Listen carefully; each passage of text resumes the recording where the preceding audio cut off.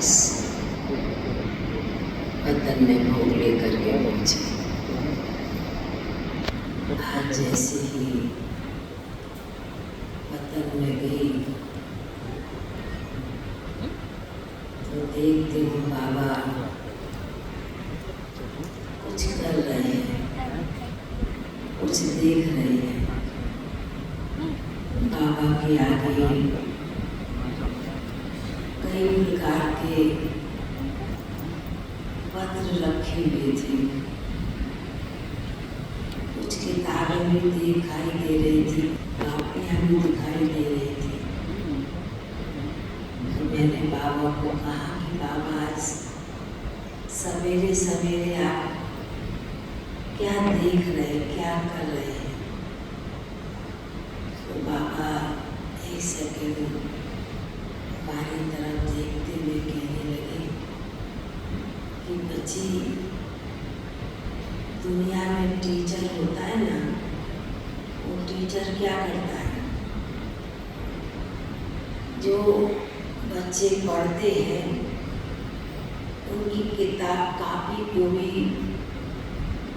देखते हैं, रीड करते हैं।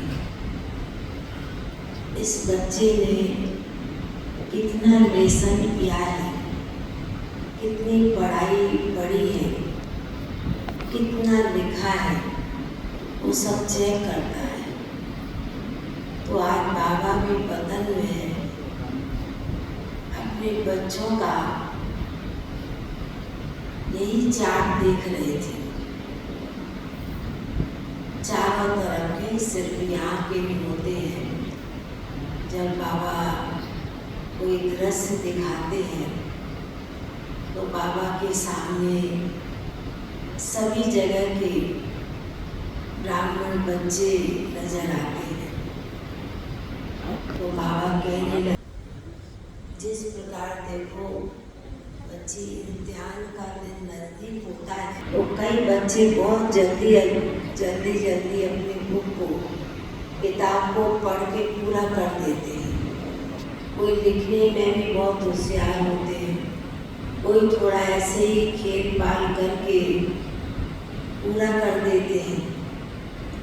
पर बाबा अपने बच्चों में जो देख रहे हैं, बाबा ने कहा कि समय के अनुसार बाबा की जो पढ़ाई है, बाबा का जो ज्ञान है, हर ब्राह्मण बच्चों के लिए, चाहे छोटे से छोटा बच्चा क्यों ना हो, चाहे पुराना बच्चा बड़ी उम्र का भी क्यों ना हो, पर बाबा ने सभी ब्राह्मण बच्चों को एक जैसी पढ़ाई बाबा हम बच्चों को पढ़ाते हैं।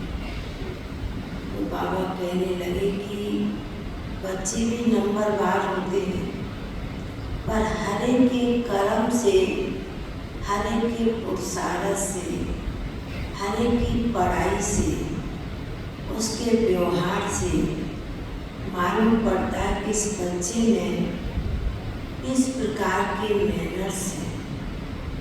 आज बाबा ये बच्चों में देख रहे हैं। पढ़ाई तो सभी पढ़ते हैं। तो मैंने कहा बाबा ये तो आप जो इशारा दे रहे हैं हम सभी के लिए। तो बाबा ने कहा कि इसलिए जब बच्चे पढ़ाई पढ़ते हैं और उस अनुसार बच्चे पुरुषार्थ में भी लगे हैं, तो बाबा ये भी देखते हुए उन बच्चों को भी इमर्ज करते जो थोड़े कमज़ोर होते हैं, जो थोड़े नट होते हैं, जो थोड़े ढीले होते हैं, उनकी तरफ भी बाबा देखते हैं। तो देखा नहीं कागज में ऐसे कुछ लिख रहे हैं। तो बाबा ने कहा कि बाबा उन बच्चों को भी सकार देते हैं, क्योंकि बाबा की नज़र में सभी बच्चे एक समान होते हैं, क्योंकि समान दृष्टि से ही बाबा बच्चों को पढ़ाई पढ़ा रहे हैं। तो ऐसे कहते हुए फिर बाबा को मैंने कहा बाबा आज तो विशेष प्रफुल्ल बहन के निमित्त भोग है और भी कई आत्माओं का विशेष भोग है। तो बाबा ने कहा कि देखो बच्ची, एक टीचर रोज पढ़ाता है, शिव बाबा टीचर, और एक सदगुरुवार के दिन अपने बच्चों का मुख मीठा कराता है कोई ना कोई प्रकार से।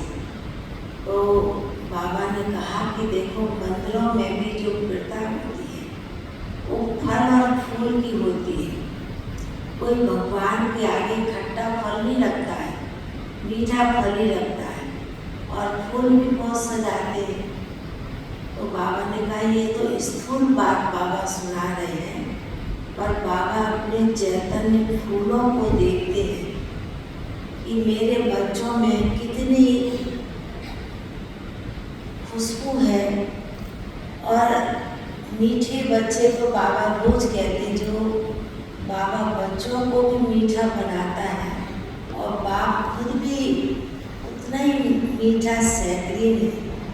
तो बाबा जैसे ऐसे सुनाते हुए, पर मैं बैठी हुई थी और भी कई आत्माओं का ग्रुप था, उनको बाबा ने इमर्ज किया।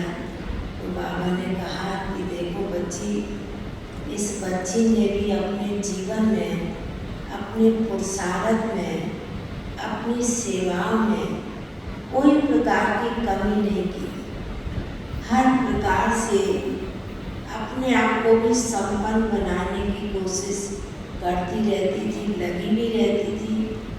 और आत्माओं को भी, जो साथी है, ब्राह्मण परिवार है, उन बच्चों की भी उसी प्रकार बहुत प्यार पालना दी है। तो बाबा ने कहा, बाबा के आगे तो बाबा दृश्य मर्ज कर देते हैं।